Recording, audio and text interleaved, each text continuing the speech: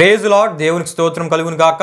ప్రియమైన దేవుని బిడ్డలారా, ఈ ఉదయకాల సమయంలో ఈ అనుదిన వాగ్దాన కార్యక్రమం ద్వారా ఈ విధముగా మిమ్మల్ని కలుసుకున్నటకు దేవుడు నాకు అనుగ్రహించిన ఈ గొప్ప భాగ్యాన్ని బట్టి దేవాతి దేవునికి కృతజ్ఞతాస్తుతులు చెల్లించి ఉన్నాను. అదేవిధంగా ఈ అనుదిన వాగ్దాన కార్యక్రమాన్ని వీక్షించున్న ఆత్మీయులకు మీ అందరికీ ప్రభువైన యేసుక్రీస్తు నామములో శుభాభివందనాలు తెలియపరుస్తూ ఉన్నాను. ప్రియమైన దేవుని బిడ్డలారా, మీ అందరి కొరకు మేము ప్రార్థిస్తూ ఉన్నాం.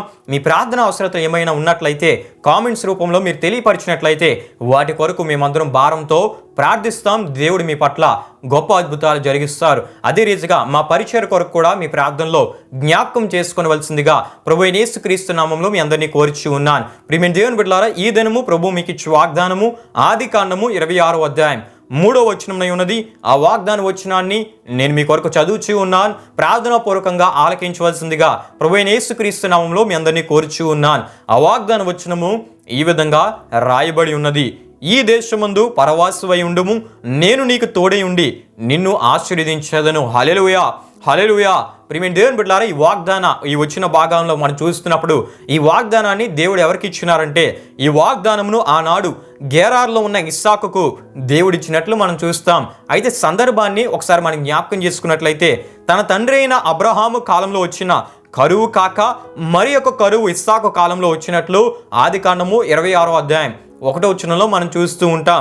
ఈ కరువు వచ్చిన ప్రాంతంలోనే దేవుడు ఇస్సాకును అతని కుటుంబమును ఉండమనినట్లు మనం చూస్తూ ఉంటాం.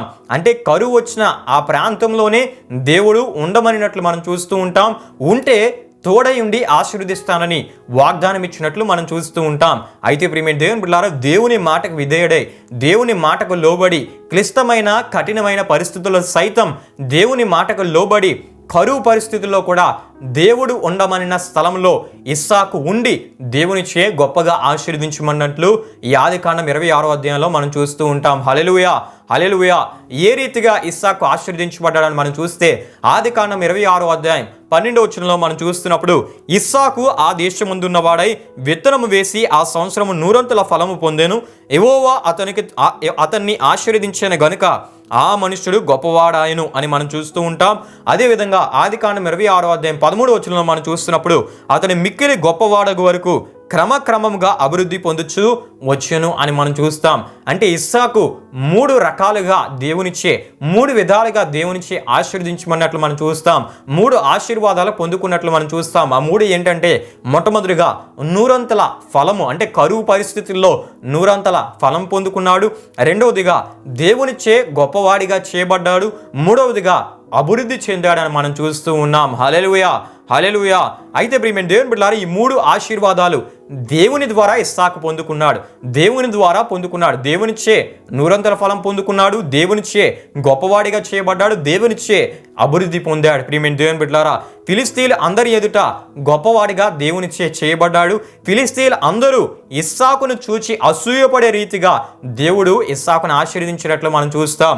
అయితే ప్రియమైన దేవుని బిడ్డలారా, ఇంత గొప్పగా ఇస్సాకు దేవునిచే ఆశీర్వదించబడి దేవునిచే అభివృద్ధి పరచబడి దేవునిచే గొప్పవాడిగా చేయబడుటకు గల కారణం ఏంటంటే, ప్రియమైన దేవుని బిడ్డలారా, కరువు పరిస్థితుల్లో సైతం దేవుని మాటను ఇస్సాకు నమ్మాడు.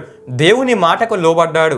దేవుని మాటకు విధేయత చూపాడు. ఇది ఎంత కష్టతరమైన పరిస్థితి అంటే, ప్రియమైన దేవుని బిడ్డలారా, ఈ పరిస్థితుల గురించి మనం ఆలోచిస్తున్నప్పుడు, కరువు పరిస్థితుల్లో అంటే కరువు ఎటువంటి పరిస్థితులను కలుగు చేస్తుందంటే, వ్యవసాయ భూములను పాడు చేస్తుంది.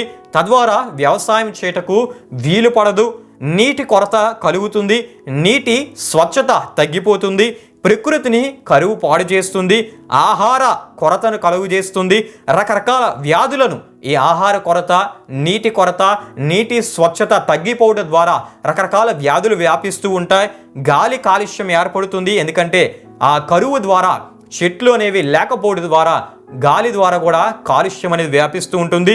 ఇటువంటి భయంకర పరిస్థితులు కరువు కలుగు చేస్తుంది. ప్రియమైన దేవుని బిడ్డలారా, ఇటువంటి అనేకమైన భయంకరమైన ఘోరమైన పరిస్థితులు, క్లిష్టమైన పరిస్థితులు కరువు కలుగు చేస్తుంది. ఇటువంటి క్లిష్టమైన కఠినమైన ఘోరమైన భయంకరమైన పరిస్థితుల్లో సైతం ఇస్సాకు దేవుని మాటను నమ్మాడు. ఎందుకంటే దేవుని మాట ఎటువంటి పరిస్థితినైనా మార్చివేస్తుంది, ఏదైనా సాధ్యపరుస్తుంది. శూన్యంలో సృష్టిని కలుగు చేస్తుంది దేవుని మాట. గనుక దేవుని మాటను ఇస్సాకు నమ్మాడు. దానికి విధేయత చూపాడు. దేవుని మాటకు లోబడ్డాడు. తద్వారా కరువు పరిస్థితుల్లో సైతం దేవునిచే ఆశీర్వదించబడ్డాడు, దేవునిచే గొప్పవాడిగా చేయబడ్డాడు, దేవునిచే అభివృద్ధి చేయబడ్డాడు. హల్లెలూయా, హల్లెలూయా. ప్రియమైన దేవుని బిడ్డలారా, ఆనాడే కాదు, ఆనాడు ఇస్సాకును ఆశీర్వదించిన దేవుడే ఈనాడు మనకు కూడా తోడై ఉండి మనల్ని నడిపిస్తున్నాడు. ఆనాడు ఇస్సాకును ఆశీర్వదించిన దేవుణ్ణే మనము విశ్వసిస్తూ ఉన్నాం. అటువంటి గొప్ప దేవుణ్ణే మనం కలిగి ఉన్నాం గనుక అటువంటి గొప్ప దేవుడే ఈ ఉదయకాల సమయంలో మనతో మాట్లాడుతూ ఉన్నాడు. ప్రియమైన దేవుని బిడ్డలారా, ఎటువంటి క్లిష్టమైన పరిస్థితుల్లో అయినా, ఎటువంటి పరిస్థితుల్లో అయినా దేవుని మాటను ఎప్పుడైతే మనం నమ్ముతామో, దేవుని మాటకి ఎప్పుడైతే లోబడతామో, దేవుడు కరువుని సైతం మనకి ఆశీర్వాదకరంగా మారుస్తాడు. కరువుని సైతం మనకి మేలుకరంగా మారుస్తాడు. కరువులోనే మనల్ని అభివృద్ధిపరుస్తాడు.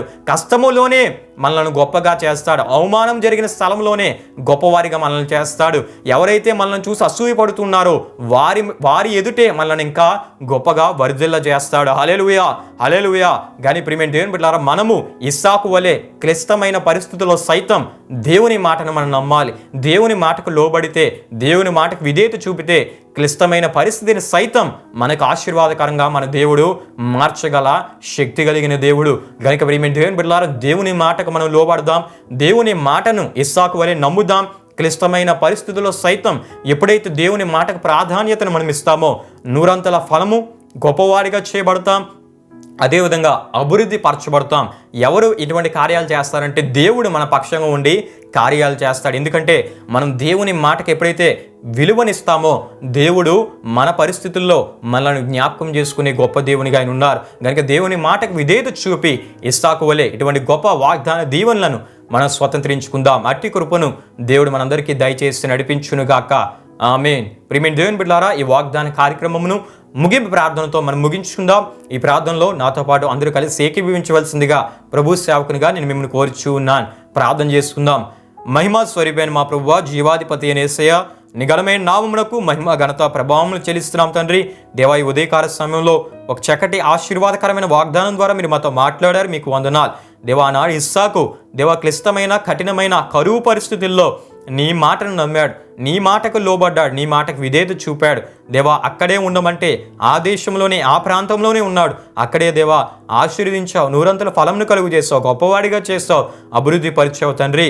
దేవా, అదే వాగ్దానం ద్వారా మీరు మాతో ఈ దినం మాట్లాడారు. మీకు వందనాలు దేవా. నీ మాటను మేము నమ్మితే, ఎటువంటి పరిస్థితుల్లో అయినా నీ మాటను నమ్మితే చాలు తండ్రి, మమ్మల్ని ఆశీర్వదిస్తామని వాగ్దానం ఇచ్చావు. నీకు వందనాలు దేవ. వీక్షించిన ప్రతి ఒక్కరూ దేవా, ఎటువంటి పరిస్థితుల్లో వారు ఉన్నా నీ మాటను నమ్మి నీ మాటకు లోబడే స్థితిని వారిలో కలుగు చేయండి. తద్వారా వారు నీ వాగ్దాన దీవెనలను పొందుకునేట్లు మీరు సహాయం చేయమని దేవా, వీక్షించిన ప్రతి ఒక్కరిని మీరు జ్ఞాపకం చేసుకోమని, వారి ప్రయాణ మార్గాల్లో, వారు తలపెడుతున్న కార్యాల్లో మీరు వారికి తోడుగా నడిపించమని, సమస్త ఘనత ప్రభావములు నీకు ఒక్కడికి మాత్రమే చెల్లిస్తూ ప్రభువైన యేసుక్రీస్తు పరిశుద్ధ నామంలో అడిగి వేడుకుంటున్నాము తండ్రి.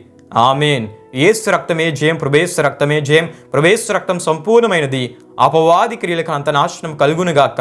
ఆమేన్. ప్రభు మిమ్మును మీ కుటుంబములను నూరంతలుగా ఆశీర్వదించునుగాక. ఆమేన్.